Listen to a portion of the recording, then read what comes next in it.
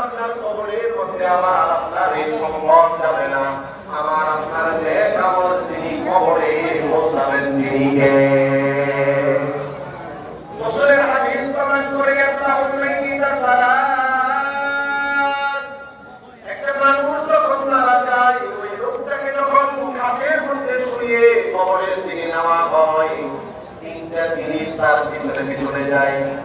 এক নাম্বার আল্লাহ নবী বলেন আহলুহু ওয়া মালুহু ওয়া আমালুহু, আমাকে আপনাকে যখন খাটের মধ্যে শুয়ে কবরের দিকে নেওয়া হয়, আমার আপনার সাথে যখন তিনটা জিনিস যায়, আমার আপনার পরিবার ভিতরে ভিতরে হেঁটে হেঁটে আমার আপনার সাথে যায়, আমার আপনার সাথে খাটিয়া যায়, খাটিয়ার উপরে কাপড় থাকলে সেই কাপড় যায়, আমার আপনার সাথে আমার আপনার জীবনের নেক আমলগুলো যায়।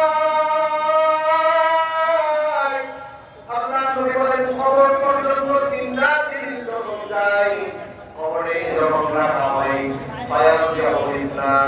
দুইটা জিনিস কবরে রাখার পরে ফিরে আসে, আমার ভাই ফিরে আসে, আমার বাবা ফিরে আসে, আমার বন্ধু ফিরে আসে, আমার নেতা ফিরে আসে, আমার যত কাফের মানুষই হোক না কেন কবরে রেখে তারা ফিরে আসে। আমাকে যে খাটের মধ্যে করে নিয়েছিল সেই খাটটা ফিরিয়ে নেওয়া হয়। নবীজি বলেন একটা জিনিস মানুষের কবরের মধ্যে তার সাথে নিত্যদিনের সাথে আর সঙ্গী হয়, সেই বস্তুটা হলো আমার আপনার জীবনের নেক আমল। এই কারণে এই হাদিসের মধ্যে পাওয়া যায় মুসনাদে আহমদের বর্ণনা, মুসনাদে আহমদের বর্ণনা কবরের মধ্যে আমাকে আপনাকে রেখে যখন চলে আসে, ফায়াতিয়ানি মালাকান, আমার আপনার কবরের মধ্যে দুইজন ফেরেশতা এসে ফায়াতিলিসানি, আমাকে আপনাকে কবরের মধ্যে বসানো হয়। দুইজন ফেরেশতা আমাকে আপনাকে কবরের মধ্যে বসা করে বলা তোমার রব্বুকা, তোমার রবকে। নেককার বান্দা বলে রব্বি আল্লাহ, আমার রব হলেন আমার আল্লাহ। ফেরেশতারা এবার আবার প্রশ্ন করে মা দীনু, তোমার দিন কি, ধর্ম কি? তখন ইমানদার বান্দা বলে আমার দিন হলো ইসলাম। উচ্চ আওয়াজে জুড়ে সবাই বলবেন আমার আপনার দিন সেটা কি? আমার আপনার জন্য একমাত্র মনোনীত ধর্ম ইসলাম ধর্ম তিনি কবুল করেছেন, তিনি কে? ধর্ম নিরপেক্ষতার দ্বারা দাবি করে যারা সেই দিন বলল আলহামদুলিল্লাহ, যারা বলে ধর্ম যার যার উৎসব সবার, ওদের মুক্তি সেদিন দিন আর ইসলাম আসবে না, ঠিক কিনা?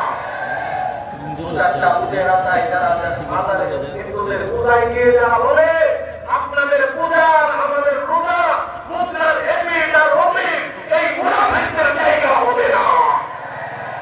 যারা মনে করতেছে যে অমুসলিমদেরকে খুশি করে, হিন্দুদেরকে খুশি করে, দাদা বাবাদেরকে খুশি করে বাংলাদেশে নতুন করে ক্ষমতায় বসবে, মনে রাখবেন ভারত অনেক খুশি ছিল পূর্বের সরকারের প্রতি, ভারতের খুশিতে সে ক্ষমতায় থাকতে পারে। বাংলাদেশ ভারতের কথাই চলবে না, পশ্চিমের কথাই চলবে না, সোনার বাংলায় কোন ষড়যন্ত্র চক্রান্ত চলতে দেওয়া হবে না, হবে না, হবে না।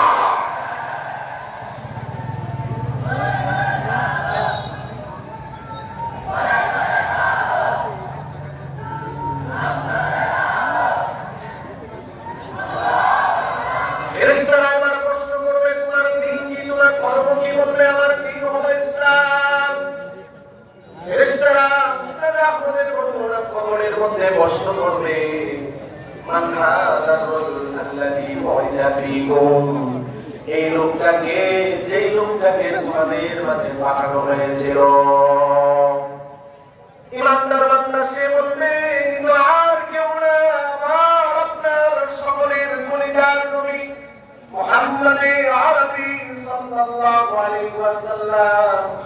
এবার চতুর্থ নম্বরে একটা প্রশ্ন ফেরেশতারা করবে, মুসাদে আহমদের বর্ণনা এসেছে এই যে তোমার আল্লাহ, তোমার রব, তোমার দ্বীন, তোমার ইসলাম, এবং এই লোকটা বলেন মুহাম্মদুর রাসূলুল্লাহ সাল্লাল্লাহু আলাইহি ওয়াসাল্লাম, এটা তুমি কিভাবে জানতে পেরেছো? তখন সেই লোকটা বলবে পড়াতুল কোরআন ওয়াস সুন্নাহ, কোরআন পড়েছিলাম, সুন্নাহ পড়েছিলাম। বড় কাসর গিয়ে জামে মসজিদের যুগে ইসলামী মহান সম্মেলনে এসেছিলাম, ওলামায়ে কেরামের কথা শুনে আমল করেছি, বুঝতে পেরেছি আমার রব, আমার আল্লাহ, আমার দ্বীন ইসলাম এবং আমার নবী মুহাম্মদুর রাসূলুল্লাহ। তো দুনিয়াতে কোরআন পড়েছি, হাদিস পড়েছি, আমার বলার যে উদ্দেশ্য, এই হাদিস পড়ার বলার উদ্দেশ্য না। এবার আল্লাহর পক্ষ থেকে সুসংবাদ আসবে, আল্লাহর পক্ষ থেকে সুসংবাদ আসবে। আমার বান্দাকে প্রশ্ন করেছেন, সালাফা যদি আল্লাহর পক্ষ থেকে তার সত্যায়ন আসবে, আমার বান্দা যা বলেছে সত্য বলেছে, সুবহানাল্লাহ বলে আল্লাহর পক্ষ থেকে বলা হবে, এই ফেরেশতারা আমার বান্দা দুনিয়াতে বড় কষ্ট করে নেক আমল করে আজকে এসেছে, ও ফেরেশতারা আমার বান্দা যে মাটির মধ্যে শুয়ে আছে, মাটি মানসম্মত কোনো বিছানা না, আফরিশুহু বিনাল জান্নাহ, মাটির বিছানাকে জান্নাতের বিছানায় পরিণত করে দাও।